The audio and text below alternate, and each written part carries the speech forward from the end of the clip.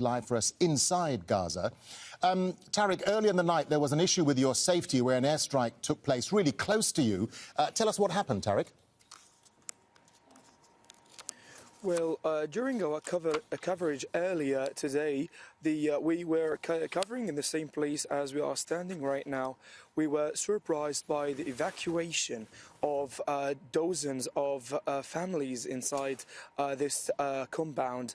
They told us that the Israeli occupation authorities had warned the one building to evacuate its dwellers to be targeted.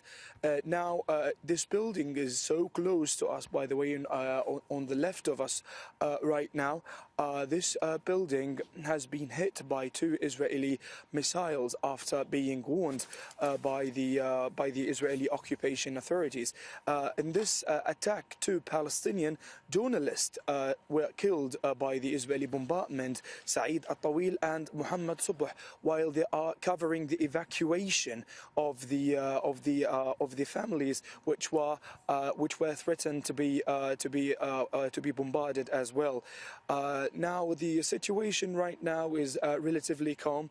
The Israeli occupation forces had targeted the eastern areas of Beit Hanun, Beit Lahia and Ash-Shuja'iyya neighborhood during the last couple of hours. Also, dozens of agricultural lands were heavily bombarded by the Israeli air forces.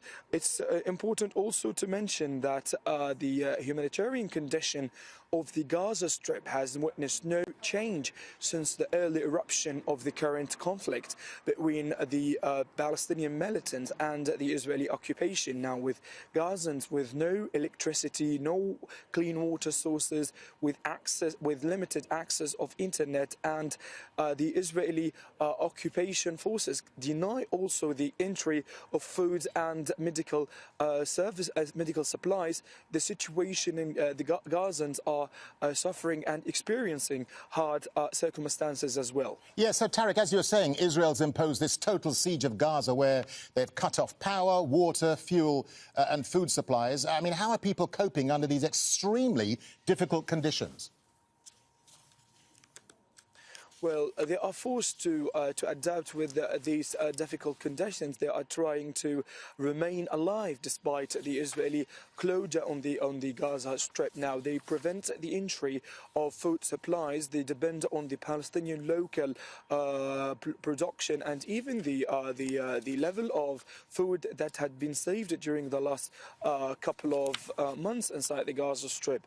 The Israeli occupation had shattered both areas and Kerem Shalom borders in front of the movements of goods and even people inside the Gaza Strip. So they are trying to adapt with the current situation, unless they will be forced to be killed or even to pass away due to the hard circumstances that they are witnessing.